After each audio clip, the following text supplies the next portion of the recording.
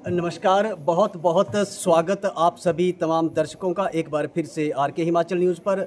मैं रमन राणा हाजिर हूँ एक नए अपडेट के साथ। मैं दर्शकों को जानकारी दे दूं कि आज हम पंचायत खैरियाँ के प्राइमरी स्कूल में यहाँ पर पहुँचे हैं। सीनियर सेकेंडरी स्कूल साथ में अटैच है और जो प्राइमरी स्कूल है वो भी यहीं पर साथ में है।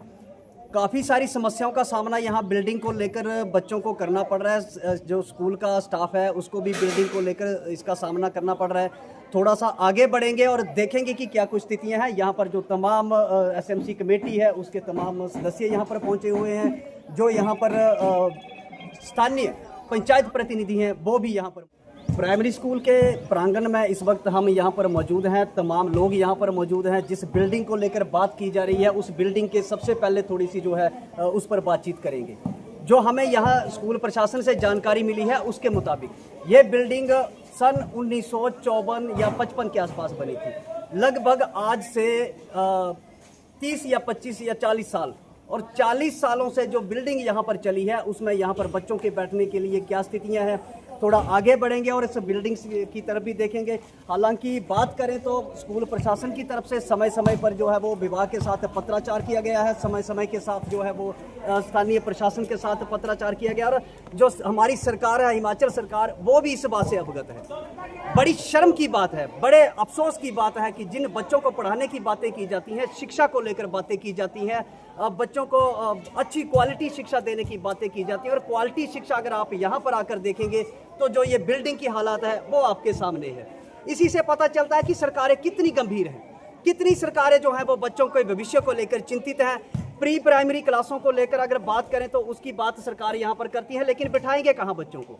5 क्लासें यहाँ पर चल रही हैं, सामने की तरफ मैं कहूँगा दिखाएंगे। 5 क्लासें यहाँ पर चल रही हैं। इन सभी क्लासों में एक ही कमरा यहाँ पर है। एक कमरे के अंदर 5 क्लासें यहाँ पर बैठाई जा रही हैं। फर्नीचर का सामान यहाँ पर अंदर रखा हुआ है। बच्चों के बैठने की जगह यहाँ पर है। बाकी जो अदर स्कूल की एक्टिविटीज़ हैं वो भी सिर्फ एक कमरे में चल रही हैं। कैसे ऑफिस चलता है, कैसे स्टाफ यहाँ पर काम कर पाता है, कैसे बच्चों को पढ़ाते हैं, बड़ी चिंता का विषय है। और हमारी जो हिमाचल की सरकार है उसके लिए बड़ी ही शर्म की भी ये बात है। जिस बिल्डिंग को लेकर यहाँ पर बातें की जा रही हैं उस बिल्डिंग के पास यहाँ पर हम पहुँचे हुए हैं, आपको दिखाएंगे।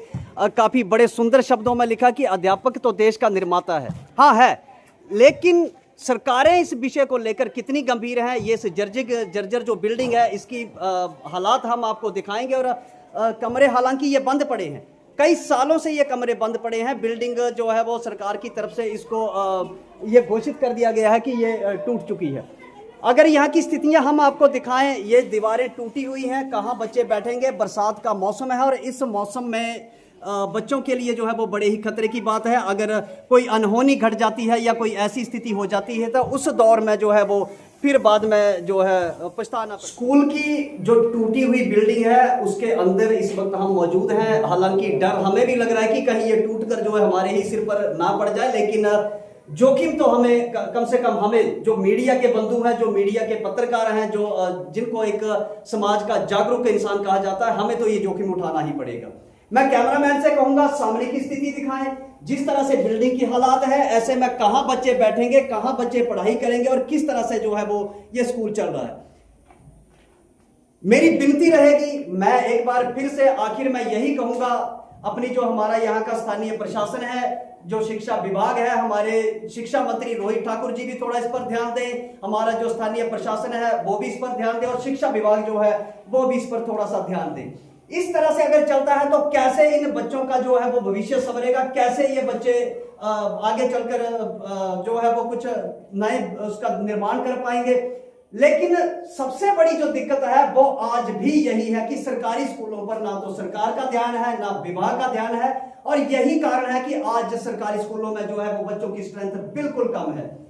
बड़ी सोचने की बात है, लगभग 33 बच्चों की स्ट्रेंथ यहाँ पर है। प्री प्राइमरी क्लासेस जो है वो यहाँ पर चला नहीं पा रहे हैं, जिसका मुख्य कारण है यहाँ की बिल्डिंग। और जब प्री प्राइमरी क्लासेस यहाँ पर चलेंगी तो इसकी जो है वो स्ट्रेंथ बच्चों की बढ़ेगी, लेकिन बच्चे पढ़ेंगे कहाँ, बच्चे बैठेंगे कहाँ। और अगर जिस तरह से ये खतरे की स्थिति है, जिस तरह की ये बिल्डिंग है, इस माहौल को देखकर तो लगता है कि बच्चों को किसी प्राइवेट स्कूल में ही पढ़ाए, तभी जो है वो शायद सरकार को पता चलेगा। फिर मिलेंगे किसी नई बड़ी खबर के साथ, किसी और नई जानकारी के साथ। तब तक के लिए धन्यवाद। जय हिंद, वंदे मातरम।